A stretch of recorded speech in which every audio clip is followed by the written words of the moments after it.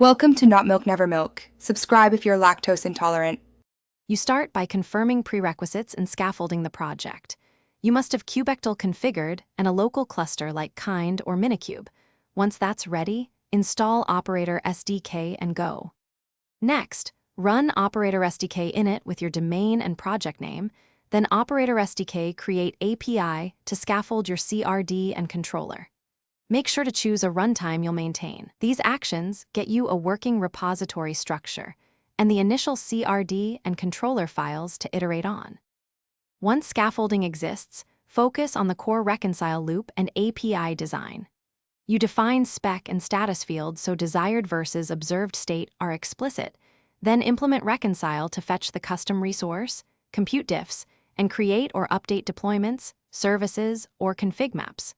Use controller runtime clients and predicates to limit events and record events for debuggability. Also implement idempotent operations and finalizers to clean external resources. This prevents leaks when deleting CRs and keeps behavior predictable. You finish by validating, packaging, and releasing the operator.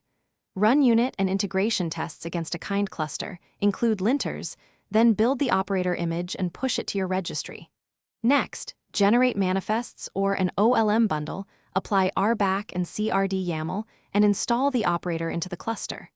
Make sure to bump the CRD version and test upgrade paths. If things go wrong, check reconcile logs and event stream first. Most issues are RBAC or missing owner references. Fix those, then reapply.